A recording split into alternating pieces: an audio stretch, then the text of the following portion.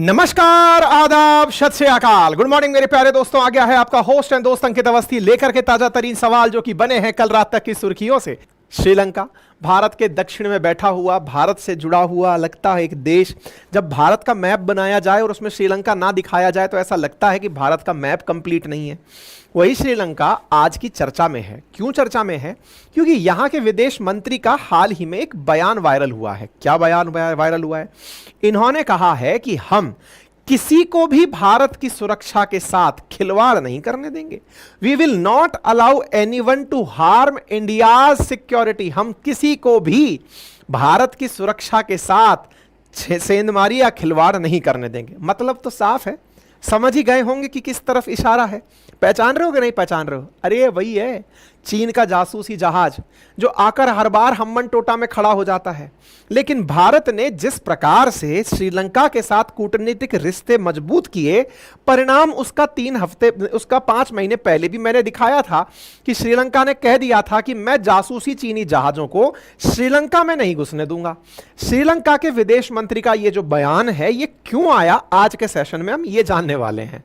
क्योंकि साहब, एक हाथ दे एक हाथ ले वाली दुनिया में कोई भी रिश्ता बिना स्वार्थ के नहीं होता। अब यहां क्या स्वार्थ है, अब उसको समझते हैं। और अच्छा है जी, भारत तो पहले से भी मानता है कि श्रीलंका की सरकारें हमेशा ऐसी ही आई हैं। राजपक्षे की सरकार आई हो या महेंद्र उनकी सरकार, दूसरे गोटा उनकी राजवर्धने कौन है, उनकी सरकार आई हो, वो दोनों ही सरकारें भारत और चीन को लेकर बटी रही हैं। लेकिन फिलहाल जो चलती हुई सरकार है, उसके विदेश मंत्री का यह बयान भारत को थोड़ी शांति और संतुष्टि तो देगा, क्योंकि चीन आए दिन आकर के बैठ जाता है श्रीलंका के हम्बन टोटा पोर्ट पर, जिसे उसने बेल्ट एंड रोड इनिशिएटिव के तहत बनवाया था, लेकिन डेथ ट्रैप में फंसाकर कब्जा लिया। अब कब्जाए हुए पोर्ट पर बैठा हुआ चीन भारत की टोह लेना चाहता है। भारत ने श्रीलंका को थोड़ा सा टाइट किया और वो मान भी गया, लेकिन ऐसे ही तो नहीं माना होगा। आइए आज विश्लेषण करते हैं कि आफ्टर ऑल श्रीलंका के विदेश मंत्री ने हाल ही में जो अपना ANI को इंटरव्यू दिया, विदेश मंत्री हैं अली साबरी, उनका जो ये इंटरव्यू है उसमें इन्होंने कहा कि भारत की सुरक्षा को लेकर श्रीलंका प्रतिबद्ध है और एक जिम्मेदार पड़ोसी के तौर पर वह किसी को भी भारत को नुकसान पहुंचाने नहीं देगा। साफ साफ उनका इशारा भारत के लोगों के लिए था कि चिंता मत करो, चीन से कोई टेंशन नहीं है। और उन्होंने यह भी कहा कि भारत और चीन जिस प्रकार से व्यापार कर रहे हैं, ऑलरेडी चीन भारत का नंबर 1 ट्रेडिंग पार्टनर है, तो व्यापार की जगह है, सुरक्षा के साथ कॉम्प्रोमाइज हम नहीं होने देंगे। यह इंटरव्यू है, जो भी है मैंने उनकी जो मूल क्रक्स है वो बोलकर आपको सुना दिया है। ठीक है साहब, अब इस बात को दुनिया वाले भी रिकॉग्नाइज जरूर कर रहे हैं। रिकॉग्नाइज कैसे कर रहे हैं?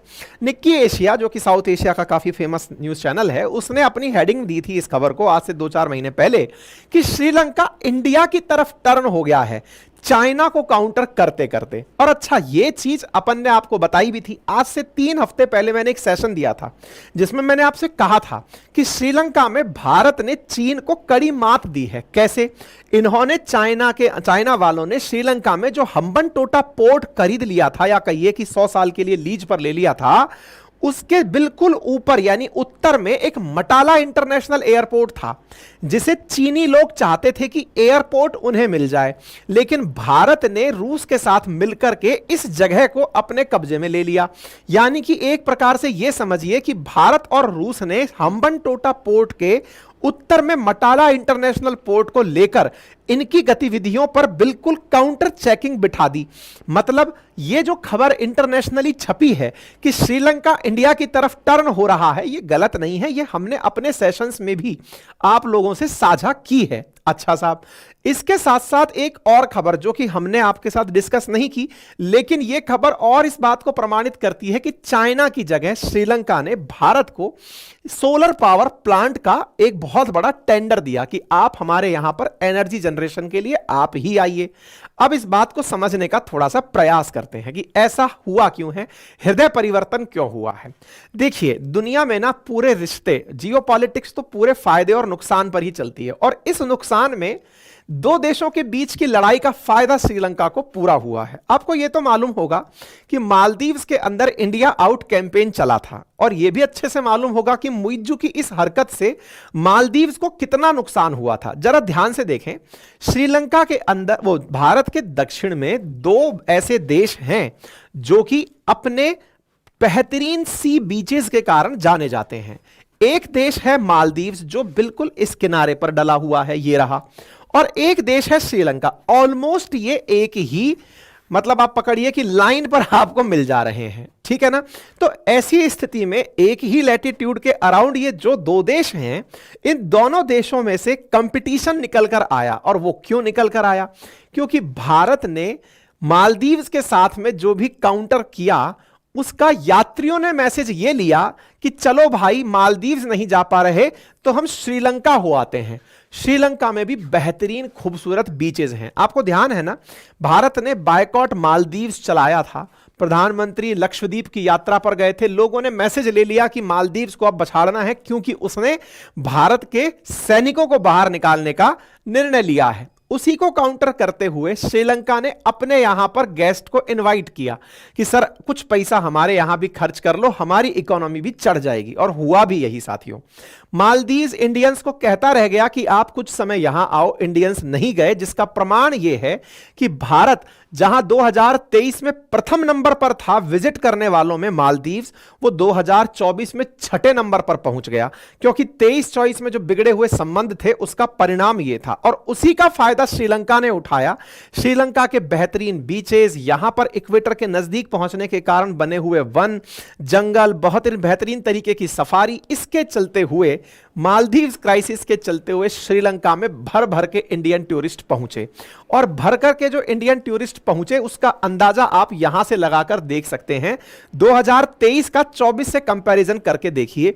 जहां 2023 के जनवरी में इन श्रीलंका में 13,000 भारतीय टूरिस्ट पहुंचे थे 23 में, वो 3 गुना टूरिस्ट पहुंचे 24 में। फरवरी में जहां 13,000 थे वहां 30,000, मार्च में जहां थे उसके डबल, जस्ट डबल टूरिस्ट यहां पर पहुंचना शुरू हो गए। मालदीव्स का पूरा ट्रैफिक श्रीलंका शिफ्ट हो गया। उम्मीद है कि आपको यह बात समझ में आ गई होगी कि श्रीलंका ने कैसे मालदीव्स के साथ बिगड़े भारत के संबंधों का फायदा उठाया और अपने यहां पर गजर तरीके से, क्योंकि आपको यह बहुत अच्छे से मालूम होना चाहिए कि श्रीलंका का इकोनॉमिक क्राइसिस ही पर्यटकों की संख्या में कमी के कारण आया था। कोरोना काल में पर्यटक जाने बंद हो गए थे और बाद में जब पर्यटन खुला तब तक श्रीलंका के अंदर अस्थिरता हो गई थी। टूरिज्म जैसे ही श्रीलंका पहुंचेगा, बड़ी संख्या में रशियंस आया करते थे पहले श्रीलंका में, इनकी चीनी का व्यापार, चाय का व्यापार बंद हो गया था कोरोना के चलते, तेल बहुत महंगा हो गया था युद्ध के चलते, और तीसरा टूरिस्ट आने बंद हो गए थे। तीनों जो इनके आय के साधन थे वो पूरी तरह खत्म हो गए थे। ऐसी स्थिति में ये बर्बादी के नजदीक पहुंच गए थे।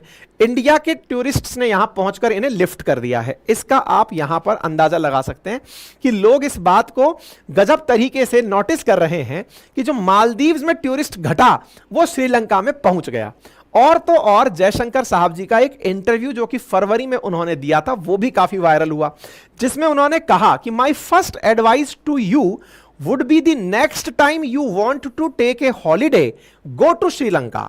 You know I am serious. Please go to Sri Lanka. I say this is to you. Mix with the normal people in Sri Lanka and ask them, what do you think about India?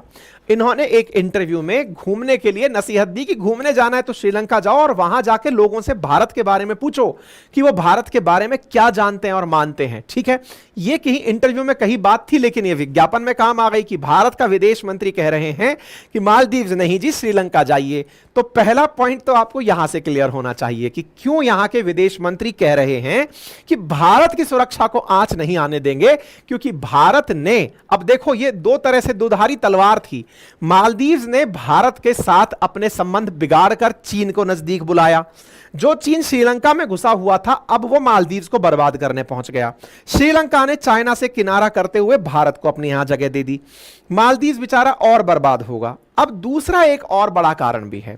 देखिए, वर्तमान में यहां पर जो सरकार चल रही है वो सरकार थोड़ी प्रोग्रेसिव थॉट की सरकार है और वो चाहती है कि श्रीलंका भी ब्रिक्स कंट्रीज में शामिल हो जाए। अच्छा, आपको यह बात तो अच्छे से मालूम होगी कि ब्रिक्स कंट्रीज में B stands for Brazil, R stands for Russia, I stands for India, BRICS, B stands for Brazil, R stands for Russia, I stands for India, C stands for China and S stands for south Africa है।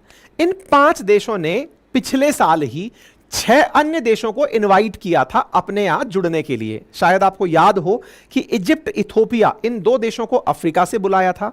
बाकी 3 बड़े देश gulf country से बुलाए थे, UAE, Iran और Saudi अरब, और एक देश बुलाया था अर्जेंटीना, लैटिन अमेरिकन कंट्री से। हालांकि अर्जेंटीना ने आने से इनकार कर दिया कि मैं नहीं जुड़ना चाहता आपके साथ। तो कुल बचे 5 देश। तो ब्रिक्स में ऑलरेडी 5 थे। 5 अन्य देशों ने पिछले साल हां कर दी थी कि हम ब्रिक्स कंट्रीज में जुड़ना चाहते हैं। अच्छा, इनविटेशन दिया गया था, लेकिन उन लोगों ने भी इच्छा जाहिर की थी कि वो हम इसमें जुड़ना चाहते हैं।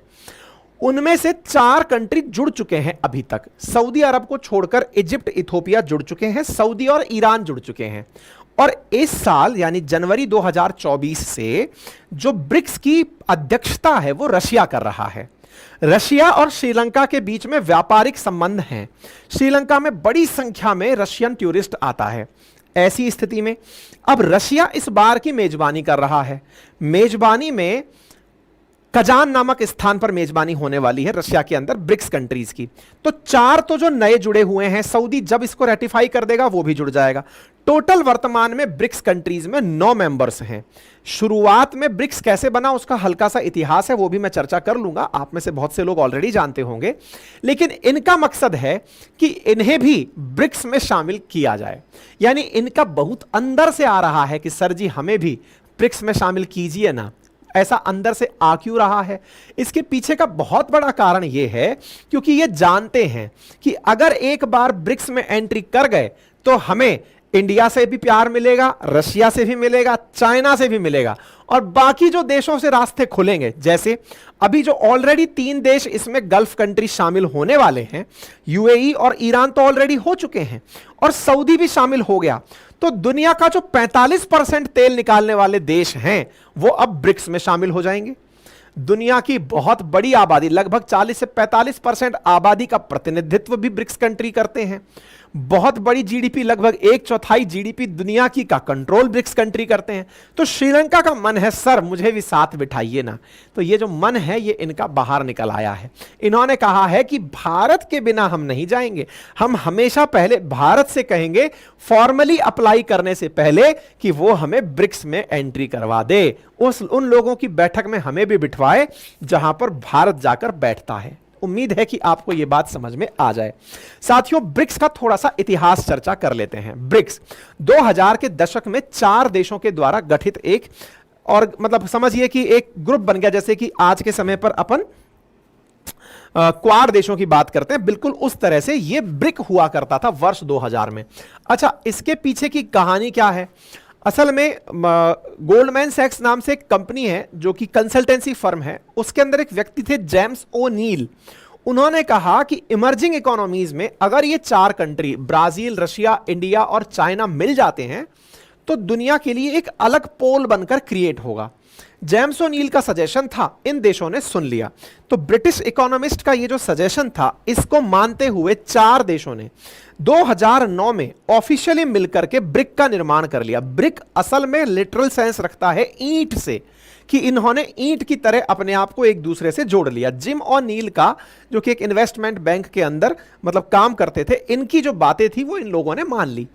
कोई बात नहीं साहब, इनके मानने के बाद में फिर ब्राजील भी चलकर आया, वो सॉरी साउथ अफ्रीका भी चलकर आया। उसने कहा सर जी मुझे भी डाल लो। 2010 में उसका भी आवेदन स्वीकार कर लिया गया। इस प्रकार से ब्रिक जो है वो ब्रिक्स हो गई, एक ईंट से अब ईंटें बन गई। ये वो 5 देशों के राष्ट्राध्यक्ष हैं जो आपको पिछली साल 2024 के अंदर दिखाई पड़ रहे हैं।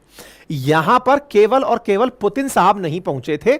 इसके पीछे का कारण आपको अच्छे से पता होगा कि साउथ अफ्रीका आईसीसी का मेंबर है, इंटरनेशनल क्रिमिनल कोर्ट का मेंबर है, और जब ये मेंबर है तो ये रामफोसा जी का कहना था कि भाई मेरे ऊपर प्रेशर है कि जिस आईसीसी ने रूस के खिलाफ वारंट जारी कर रखा है तो मैं पुतिन को गिरफ्तार करूं। इसे लेकर बहुत ज्यादा जियोपॉलिटिक्स पिछले साल हुई थी।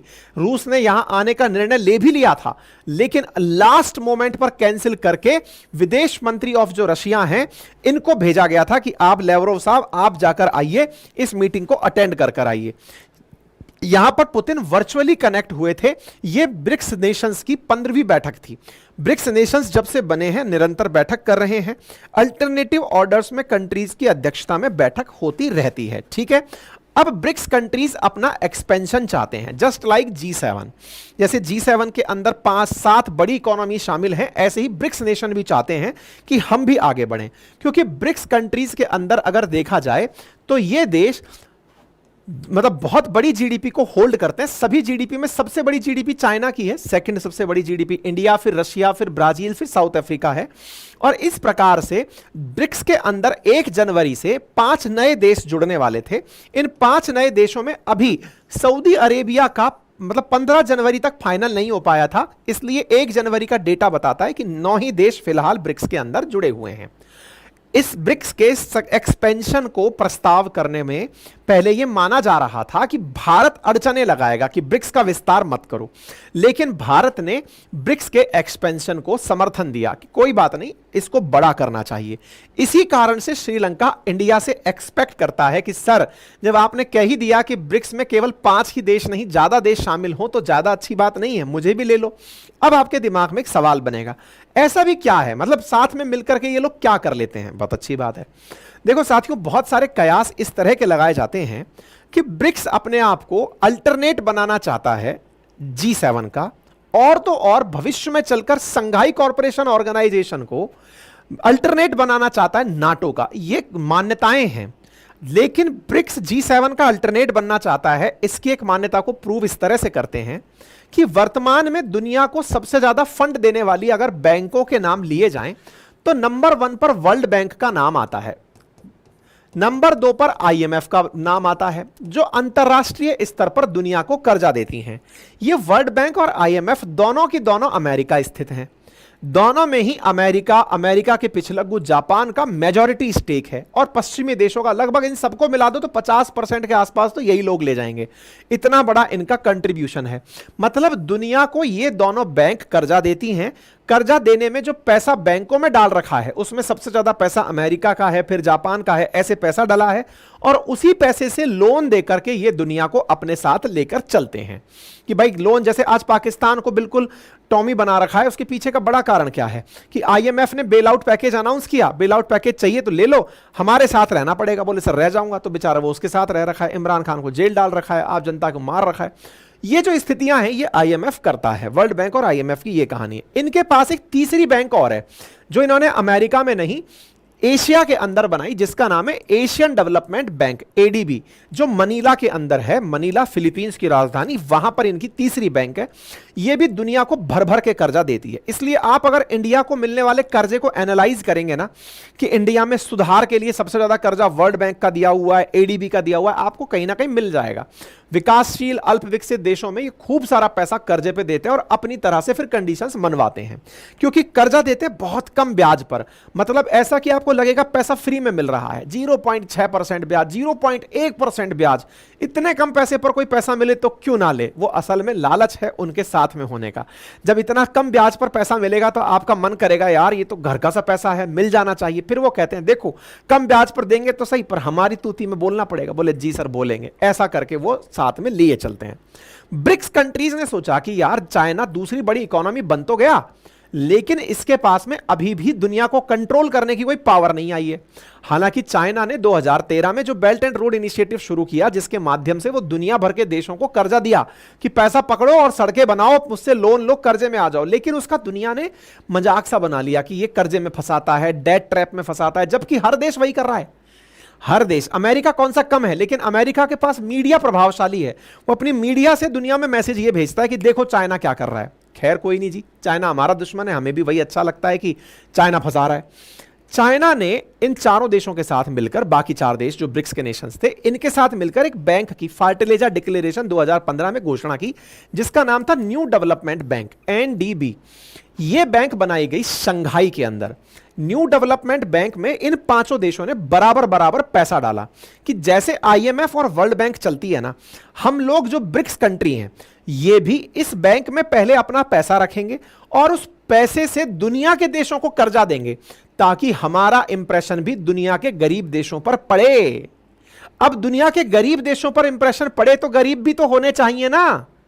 गरीब कौन है? अब ये तो है नहीं कि इंडिया पैसा दिया है, इंडिया ही NDB से पैसा ले आए कि लाओ जी हमको दे दो। हालांकि ऐसा भी होता है, ऐसा भी होता है कि आपने पैसा दिया, इसका मतलब ये नहीं है कि आप लोन नहीं ले सकते।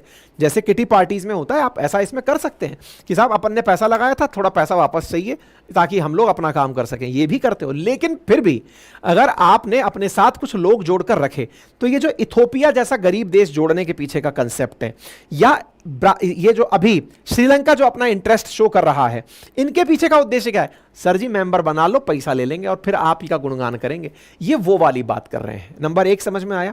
दूसरी एक बात और समझिए, ब्रिक्स कंट्री जो है ना, वो डी डॉलराइजेशन को प्रमोट कर रही हैं। अब ये डी डॉलराइजेशन क्या है? यानी कि जो डॉलर में व्यापार होता है ना दुनिया के देशों के बीच में, बोले इसको रिप्लेस मारो और अपन अपनी कोई करेंसी बना लेते हैं। हालांकि बहुत सारे विचारकों का मत है कि ये प्रैक्टिकली पॉसिबल नहीं है कि आप डॉलर को हटा करके ब्रिक्स कंट्री बना लो, ब्रिक्स करेंसी बना लो। हां, हो सकता है कोई third currency, just like crypto currency, जिसकी और देशों में भी वैलिडिटी हो, ऐसी कोई करेंसी को आप लोग अपना लें जो डॉलर के मुकाबले खड़ी हो। लेकिन अपने देशों के बीच में इसलिए यह वैलिडेट नहीं हो सकती क्योंकि जहां एक और चाइना जैसा अमीर, रशिया जैसा अमीर, भारत जैसा अमीर देश बैठा है, वहीं दूसरी ओर इथोपिया बैठा है और कोई देश सामने आकर जुड़ जाएगा, तो बोले ये फिजिबल नहीं होगा। पर ठीक है, लोग अगर इस तरह का मत रखते हैं तो आने वाले समय में ब्रिक्स कंट्री अपनी कोई करेंसी भी ले ही आएंगे, ऐसे इसके अंदर अपेक्षाएं रखी गई हैं। आज के लिए इतना ही। आपसे गुजारिश है कि चैनल को सब्सक्राइब करने, चैनल पर नए हैं तो लाइक शेयर सब्सक्राइब करना बिल्कुल ना भूलें। अपना ख्याल रखें और हाँ, चैनल को सब्सक्राइब औरों से भी करवाएं। वीडियो में इतने लोग प्रेजेंट हैं और लाइक छोटा सा नंबर किया हुआ है, ये गलत बात है। चैनल को लाइक भी करें, साथियों के साथ साझा भी करें। और ये पूरा कंटेंट जो हमने आपको डिलीवर किया है, ये अपनी पाठशाला.com जो हमारी वेबसाइट है, आपको वहाँ पर मिल जाएगा। ठीक है, वेबसाइट पर आप जाइएगा तो इस प्रकार से 3 लाइनें हैं, उसमें फिर करंट अफेयर सेक्शन है, फिर वहाँ पर RNA PDF है, वहाँ पर आपको डेट वाइज हमारी PDF मिल जाती है। और पढ़ने के लिए हिस्ट्री, ज्योग्राफी, पॉलिटी, इकोनॉमी का बेहतरीन कोर्स, यानी कि एकदम PCS लेवल का कोर्स आपको मात्र 1499 में रिकॉर्डेड हमारे एप्लीकेशन अपनी पाठशाला, जो कि Google play store, app store दोनों पर है, वहाँ पर आपको मिल जाएगा। और जो क्लास में हमने पढ़ाया कंटेंट है, वो हमने रिटर्न फॉर्म में नोट्स के रूप में मात्र 1999 में आपके लिए उपलब्ध करा रखा है। आप इसे भी ऑर्डर कर सकते हैं, 7 दिन में घर पर डिलीवर हो जाता है। बेहतरीन कंटेंट है, मेरा अपना लिखा हुआ, मेरा अपना कंटेंट जो कि मैंने टीम के माध्यम से लिखवाया है। आप इसे यूज़ कर सकते हैं। अपना ख्याल रखें, बड़ों का सम्मान करें, छोटों को प्यार दें, अपना व्यक्तित्व इस प्रकार से विकसित करें कि महिलाएं आपके साथ सुरक्षित और सम्मानित महसूस करें। धन्यवाद।